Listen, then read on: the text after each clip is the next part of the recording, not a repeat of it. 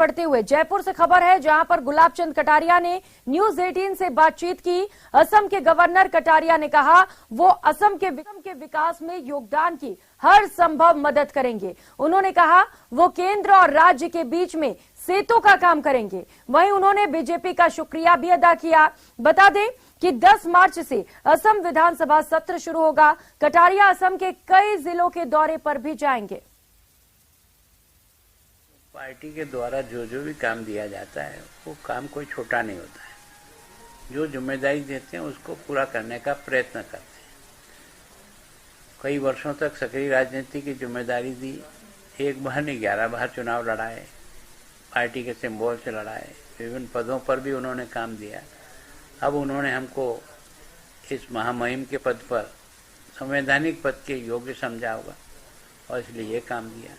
हम इस काम को भी अपनी पूरी लगन, ताकत और आसाम की जनता की इस पद पर रह करके जो सेवा की जा सकती है वो करने का प्रयत्न, और जिन्होंने हमको ये पद दिया है उनको भी ये संतोष दिलाने का प्रयत्न करेंगे कि आपने जो काम दिया है उसको मैंने अच्छे ढंग से करने का प्रयास किया।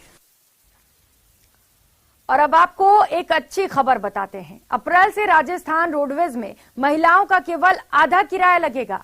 उदाहरण के तौर पर अगर जयपुर से सीकर का किराया 200 रुपए है तो महिलाओं को केवल 100 रुपए ही देने होंगे। लेकिन इस छूट में कुछ नियम ऐसे भी हैं जो महिलाओं को सफर करने से पहले जरूर जानने चाहिए। क्या है ये नियम, ये रिपोर्ट देखिए। राजस्थान सरकार ने बजट में महिलाओं के लिए सफर आसान करने की घोषणा की थी और 1 अप्रैल से ये प्रभावी होने जा रहा है। नए आदेशों के मुताबिक राजस्थान रोडवेज की किसी भी साधारण श्रेणी की बस में महिलाओं को टिकट का केवल आधा पैसा चुकाना होगा। उदाहरण के तौर पर जयपुर से उदयपुर जाने वाली रोडवेज की साधारण बस का किराया 500 रुपए है तो महिला को केवल 250 रुपए ही चुकाने होंगे। लेकिन अगर वो लग्जरी श्रेणी की रोडवेज बस में बैठती है तो उसे 30% ही छूट मिलेगी। इतना ही नहीं, 30% की छूट भी केवल राजस्थान की सीमा में ही मिलेगी। अगर बस राजस्थान के बाहर जा रही है तो राजस्थान की अंतिम सीमा तक 30% की छूट और अंतिम सीमा के बाद पूरा किराया लगेगा। माननीय मुख्यमंत्री जी ने राजस्थान राज्य पथ परिवहन निगम की जो साधारण श्रेणी की बसें हैं, जो कि हमारे टोटल बेड़े का लगभग 30% है, उनमें जो पूर्व में छूट थी 30% से बढ़ा करके इस वर्ष सभी महिलाओं को, बालिकाओं को छूट का दायरा बढ़ा करके 30% से बढ़ा के 50% कर दिया गया है।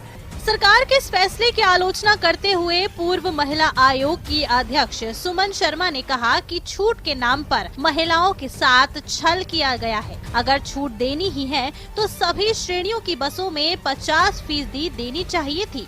कुछ बसों में 50% और कुछ बसों में 30% की छूट धोखा है। साथ ही सीमा के बाहर जाने पर पूरा किराया देने पर भी उन्होंने आपत्ति दर्ज कराई। राजस्थान सरकार का एक छल और एक कपट फिर सामने आया है कि महिलाओं को बसों में, सरकारी बसों में 50% का आरक्षण दिया जाएगा। लेकिन मुझे उनको, हमारे जो मुख्यमंत्री जी हैं जिन्हें हम जादूगर कहते हैं, उनको बताना चाहूँगी कि पहले से सभी बसों में, चाहे वो अच्छी बस हो या साधारण बस हो, सभी बसों में 30% रिजर्वेशन मिलता था। अब उन्होंने हमारे रिजर्वेशन को भी डिस्क्रिमिनेट कर दिया।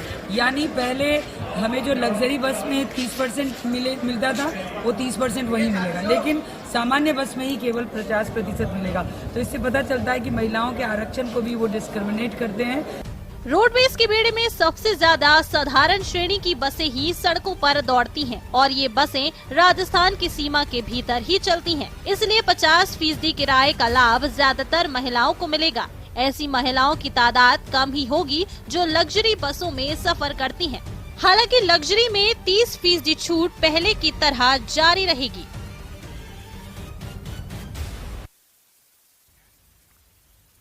पानी की कहानी, प्रदर्शन की जुबानी। जी हाँ, जयपुर से ये खबर है, जहां पर पानी के लिए प्रदर्शन हो रहा है। कॉलोनी में लोग खाली बर्तन बजाकर रैली निकाल रहे हैं, सरकार से पानी के लिए मांग कर रहे हैं। जल्द से जल्द नल के कनेक्शन की मांग है। लोगों का कहना है कि इलाके में निजी टैंकर माफियाओं का आतंक है। लोग महंगे दाम पर पानी खरीदने को मजबूर हैं।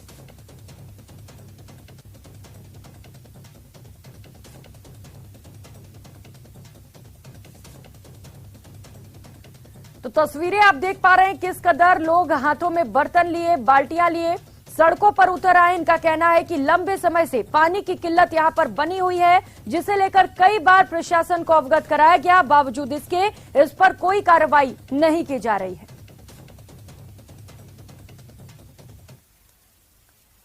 और अब बात नागौर जिले से, जहां पर कई गांव में अचानक मौसम में जबरदस्त बदलाव आया। मौसम में अचानक बदलाव के साथ जबरदस्त ओलावृष्टि शुरू हो गई। नागौर के अलाय और भदवासी गांव में जबरदस्त ओलावृष्टि देखने को मिली। इस ओलावृष्टि के कारण जमीन पर ओलों की चादर बिछ गई। नागौर और आसपास के क्षेत्र में ओलावृष्टि और बारिश हुई है। ओलावृष्टि और बारिश के साथ साथ तेज अंधड़ का दौर भी शुरू हो गया। मौसम विभाग ने पश्चिमी विक्षोभ के सक्रिय होने पर वर्षा की संभावना जताई थी। सुबह से ही आसमान में बादल छाए हुए थे। दोपहर में अचानक ओलावृष्टि और तेज बारिश का दौर भी शुरू हो गया।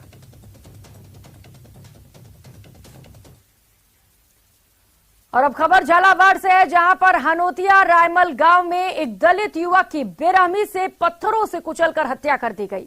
युवक का शव शनिवार को गांव के पास ही स्कूल के एक पुराने खंडहर में पड़ा मिला।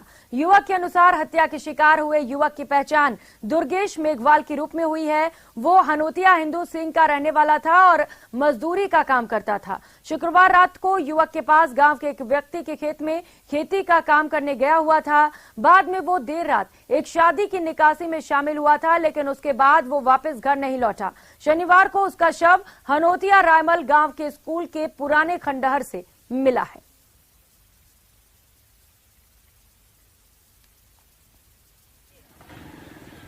मेरा छोटा भाई था और वो घर से निकला और फिर घर वापस नहीं आया। आप क्या मांग कर रहे हो आप? बस हम तो मुजरिम को फांसी मिलनी चाहिए बस। अच्छा। और कोई न्याय नहीं, हमें कोई पैसे नहीं चाहिए। और शव को हम तब तक घर नहीं ले जाएंगे जब तक हमें न्याय नहीं मिलेगा। मेरा मांगने चाहिए। मेरे तो वो जन्म आ रहे मेरा लड़का, वो मेरे सामने चाहिए, उसकी गोली चाहिए मेरे। अच्छा। हाँ, फांसी होनी चाहिए।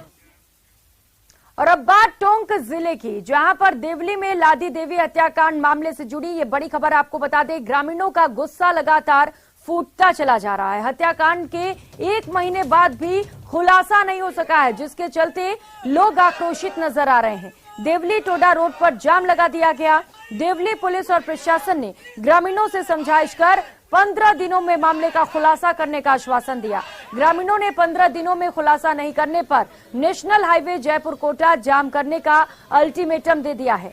दरअसल 1 महीने पहले 3 फरवरी को देवली थाना इलाके के गावड़ी गांव में लादी देवी की निर्मम तरीके से हत्या कर दी गई। बुजुर्ग महिला के खेत से लौटते समय हाथ काटकर चांदी के कड़े लूट लिए गए। उस वक्त भी लोगों ने हथियारों को गिरफ्तार करने की मांग को लेकर प्रदर्शन किया, लेकिन पुलिस के 7 दिनों में आरोपियों को पकड़ने के आश्वासन के बाद ग्रामीण मान गए। लेकिन 7 दिन के बजाय 1 महीना बीत जाने के बाद भी ग्रामीणों का आक्रोश आज फूट पड़ा।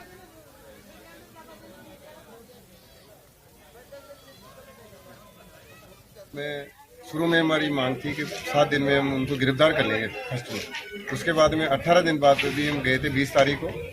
20 तारीख को उन्होंने बताया कि 7 दिन में 5 दिन में हम उनको गिरफ्तार करेंगे।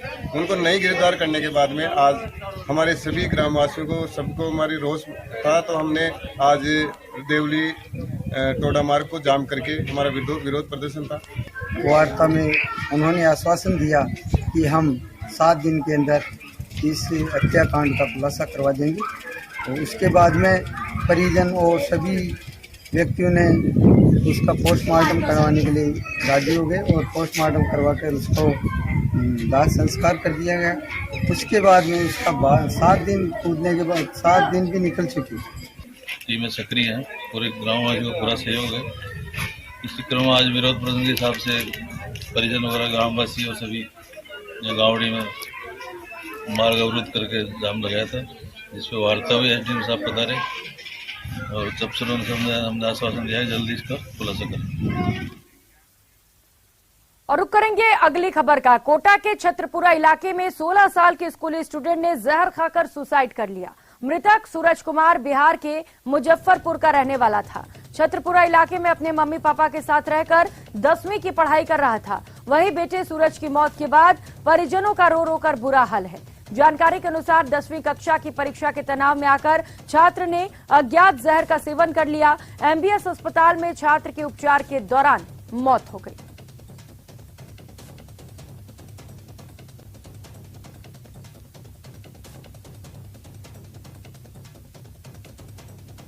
साहब ये तो पता नहीं, मैंने नाइट में ड्यूटी चल गया, मेरी मिसेज भी काम करती है, चल भाई का चल गई, पता नहीं क्या कर लिया जी, बेटा है घर में बीमार पड़ा।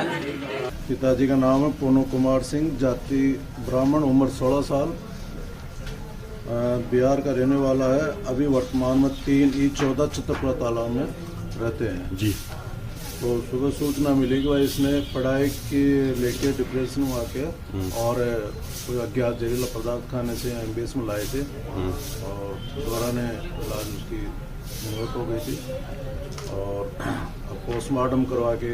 ये कोटा में कितने साल से रह रहे हैं सर? इनके पिताजी 8-10 साल 7-8 वर्ष से रहे। उधर अलवर सरस डेयरी चेयरमैन ने मिलावटी दूध के खिलाफ कार्रवाई को अंजाम दिया। डेयरी चेयरमैन विश्राम गुर्जर ने अपनी डेयरी की विजिलेंस टीम और फूड विभाग इंस्पेक्टर और पुलिस के साथ ततारपुर स्थित टेड़की गांव पहुंचे। गांव में रमेश चंद अपने घर में मिलावटी दूध बनाता हुआ मिला, जिसके खिलाफ कार्रवाई की गई। टीम मौके पर पहुंची तो टीम को तेल डालकर नकली दूध बनाता हुआ मिला, जिसको मौके पर ही नष्ट करवाया गया। 1500 लीटर मिलावटी दूध को रोजाना बनाकर बेचा जा रहा था।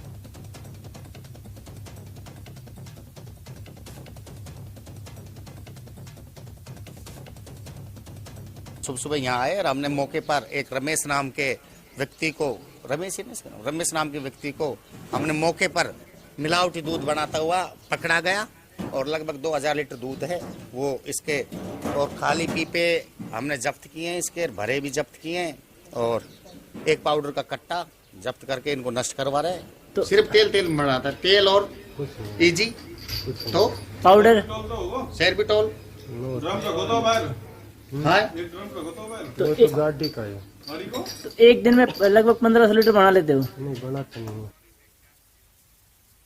और फिलहाल